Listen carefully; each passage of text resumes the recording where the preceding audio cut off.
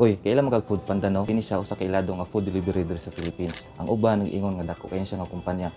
Pero kini siya gamay ra kini siya nga kumpanya compare sa mga uban nga food delivery sa tibuok kalibutan. Kana ang sulod sa tong video karong adlaw. Ano makaingon ta nga ang Food Panda gamay ra na siya. Pero before nato natubagon ato sang ila-ilahon, kinsa ang mga founder sa Food Panda ug unsa ilang mga kaagi. Ang Food Panda nag-start sa Singapore. Lima sila kabuok ang nagtukod niini. Number 1 si Ben Bauer, sunod si Karen Tana, sunod si Felix Vlog, kaupat si Rohit Chada, ug ikalima si Ralph Winsel. Kini sila ang lima nga nagtukod sa Food Panda dito sa Singapore katong 2012. Ang pangutana, anong sa Singapore gitukod una ang Food Panda? Ang tubag tungod ila pining gitest dito sa Singapore kung effective ba, kung mo click ba. Tungod ang Singapore usa sa pinaka-develop nga country sa tibuok kalibutan. Katong 2012 naka-raise og dako kaayo nga investment ang Food Panda. Hinungdan nga naka-expand sila sa lain-lain na mga lugar sa Southeast Asia. Number 1 dito sa Malaysia, ikaduha sa Indonesia, ikatulo dito sa Thailand. So dakog tabang ang investment para sa ilang gitawag nga expansion. Usa sa mga dako nga kumpanya nga nitabang sa Food Panda para maka-expand is kanang gitawag nga Rocket Internet. Ang Rocket Internet dako kani siya nga investment or company. Naka-base ni siya dito sa Europe ug kini po siya ang nag-invest sa kanang gitawag nato nga Lazada.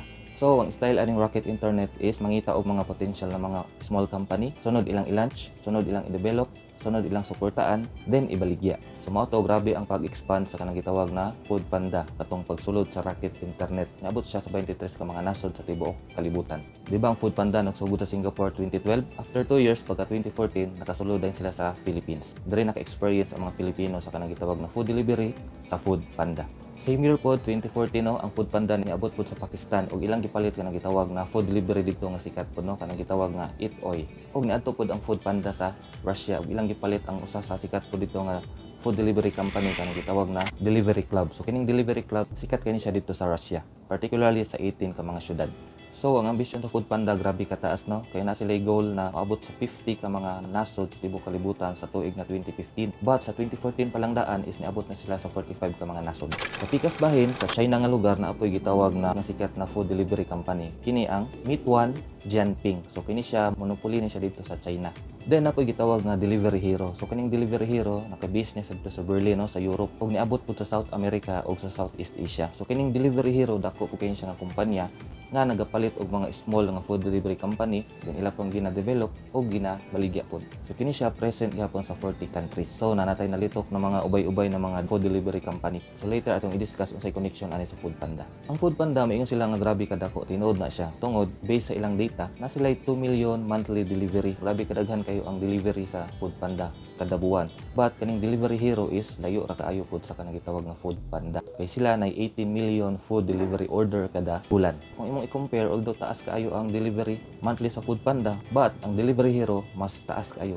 Layo kayo sila biya. Tapos sa 2016 na ay gibuhat kining Food Panda no. Ilang gibuhat is kanang pag-exit, paggawas sa mga nasod na ilang gisudlan sa una. Diba nisulod sila sa Indonesia pero nihawa ra pod tungod kay napoy usa ka gahi dito nga food delivery company. Kini ang Gojek in which kanang gitawag nga Grab Food is ni-surrender pod sa ilaha. Nihawa pod sila sa Vietnam ug katong sa Russia nihawa pod sila. Ang Food Panda ni-exit pod sa Italy, sa Spain ug sa Brazil. 2017 dito na nag-rebrand ang Food Panda. Ilang logo is pink na. So makita nimo sa ilang mga uniform, makita nimo sa ilang mga boxes sa ilang mga motor is color pink na. So kung kadumdum mo katong Delivery Hero, kahit kay ito siya no, dako kay ito siya nga kumpanya. Pero kini siya gipalit ra pod sa usapod nga mas taas pa nga kumpanya sa food delivery. Kana ang takeaway.com. So kaning takeaway.com dako kini siyang kumpanya no. Present siya dito sa continental Europe, sa Israel ug sa Vietnam.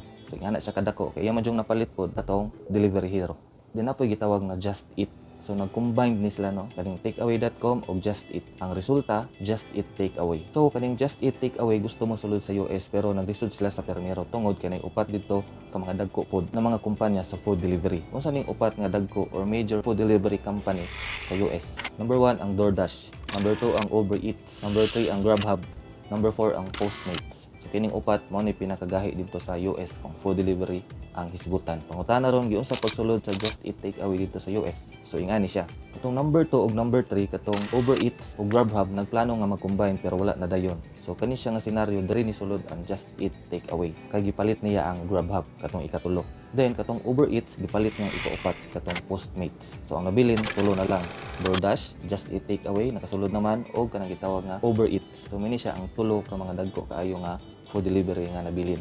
Og ikaupat katong sa China gaina kung nakadumdum mo katong Meat One Jianping. So kana siya ang mga king or leader sa food delivery sa kalibutan.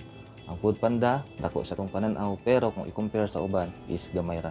So, ang senaryo na itong makita sa itong video no, based sa Food Panda is sila naga-expand, nagapalit po og mga other companies, din ila na ponggi pangbaligya. Pero bisag ingana no, pasalamat gyapon ta sa ilang tanan tungod kay nahimong gaan ato ang eating experience. Kay di naman ta moadto sa mga restaurant kay sila naman ang mopalit dito, din i-deliver sa ato ang mga panimalay. So, thankful gyapon ta ana sa ilaha ng mga kumpanya. Sige, kana lang sulod sa itong video karon ug hantod na pud sa sunod. Daghang salamat sa pagtanaw og bye.